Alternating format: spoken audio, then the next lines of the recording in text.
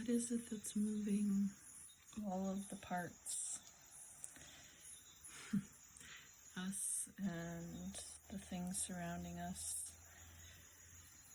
Part of what has been an interesting experience in this trip in Costa Rica is watching how all of the parts move and are moved, and allowing what is and meeting it with curiosity.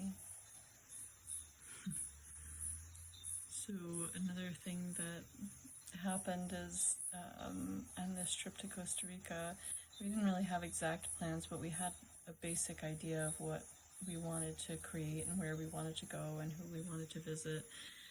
And my husband got sick. He got like a really bad cold, and then my stepson got sick. And it was interesting because I've had a tendency in the past, I know a lot of people, when their partners get sick, they distance themselves and, oh, I don't want to get sick, that's awful, and that doesn't feel good, and I'm not going to be able to go to work, or I'm not going to be able to do this or that. And I didn't really even think about it that much. I just continued, we continued drinking from the same bottle and sleeping with each other and kissing each other. And at some moment, part of me started to worry, like, oh, maybe I'm not going to be able to go visit this friend that I really wanted to go and visit, afterwards, because she might not be okay if I'm sick. But I just continued, drinking from the same bottles as my husband and my stepson, and to hugging them. And it's interesting because even with all of that, I didn't actually get sick, and I can't explain that. It's part of the mystery of being in the uncertainty and the don't know, and just being present in this moment. And then, we wanted to go and visit this place that we used to live that's kind of like a second home for us, where we lived in a tent between the jungle and the ocean, and my husband did not feel well enough to go and visit. And we decided that I would just go by myself, or maybe my stepson would go with me. He decided afterwards that he wouldn't, so I just went one night. And you could say like that was egotistical or whatever, that I just went by myself and without my husband, and I just allowed it to flow. Like everything just kind of unfolded little by little, and I allowed the mystery to just move me with, the uncertainty of just not knowing how different things would happen. I didn't know, like, would I be able to actually get a ride back into town from there? And when I got there, I used to always love to go in the ocean at sunset, and then I would stay and kind of play and dance and sing in the wash of the ocean. And I arrived at sunset, and the water was kind of tumultuous, and I chose to just walk along the shore and look at the way that the moon was reflecting in the water, in the wash of the water, and spend my time that way. And part of me was wondering, like, oh, am I less playful? Am I, getting older? Am I, etc., etc.? And I just let it be. I let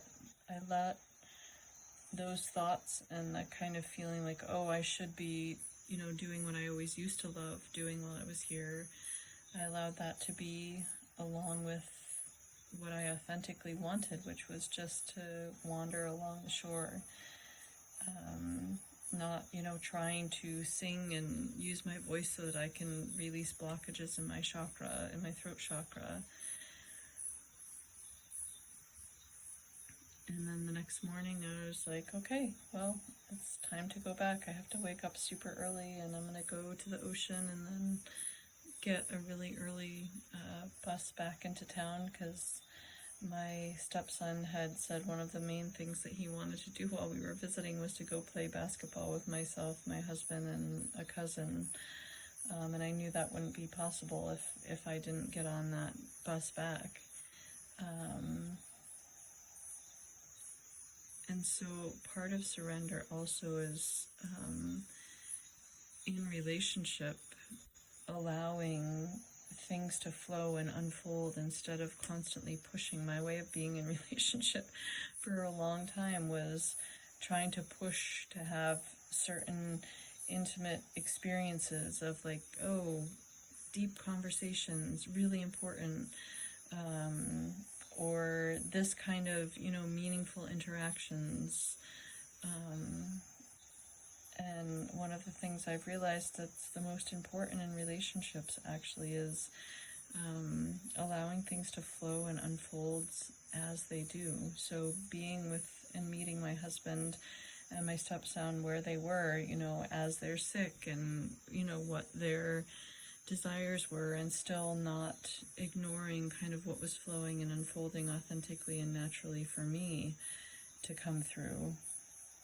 And another thing, we had wanted to take my stepson to go surfing in Matapalo, which is about an hour drive from where we were at my mother-in-law's house, and that just didn't happen. It was, in the progression of the way that things were, that just wasn't there. And so just this reflection on what does it feel like to be in the uncertainty of, I don't know what's going to happen tomorrow when I wake up.